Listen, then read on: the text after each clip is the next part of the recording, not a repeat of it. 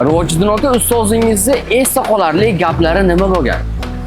Ikkita gaplari hozirgacha miyamizda qolib ketgan. Shogird bo'lib borganimga gidet 1 oy bo'lgan mahalda unda maktabda to'garakka futbolga qatnashardi. U musobaqa bo'ladigan bo'lib qoldi.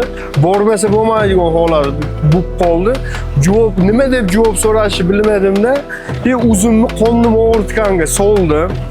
Aylanib keladilar-da, nima bo'ldi, qornim og'ritdi desam, mana ishni qilib qo'y, ketaverasan dedilar. Qisqasi, ishlarni tugatdim-da, ishxonadan ketdim. To'g'ri futbolga stadionga bordim. Oshlarim formani oldi. Eng qizig'i futbolni o'ynadi, u tugatdi. Stadionda o'sha Chorsida Spartak o'yingohida musobaqani o'tkazib, o'tda yo'ldan o'tib ketganimizda ustamiz ish tugatib qaytishgan mahallarga to'g'ri kelib qolgan.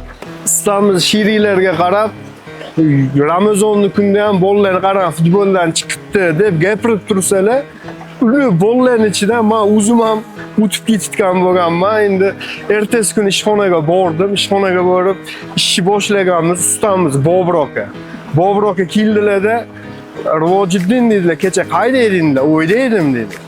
To'g'risini aytdilar. To'g'risi uyda edim desam, aytdilarki, bu safardan keyin dedilar, umuman yolg'on gapirmagin. Kechagina o'sha ish tugatdi, biz Rahim aka bilan qaytib ketganimizda shu holat bo'ldi. O'rta yo'ldan bolalar o'tib ketgan ekan, Rahim akaga qaradimda, Ramazonni kunida ham qarab, bolalar futbol o'ynar ekan desam, ichidan "San ham o'tib ketgan ekansan. Bu safardagi mana shu narsa kallada bo'lsin.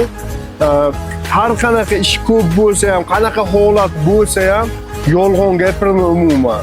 Faqat to'g'risini, rostini gapir, men har qanaqa holatda javob beraman" deganlarda o'zi ishani umuman g'alati holatga tushdim-da. O'sha umuman iloji boricha umuman yolg'on gapirmaydigan bo'lib, aytganlarini qilib, haqiqatdan undan keyin yoshimiz katta bo'ldi, to'ylar ko'paydi, boradigan joylarimiz ko'paydi. Bobur aka shunaqa ishim bor desam, bo'ldi javob deb beradilar.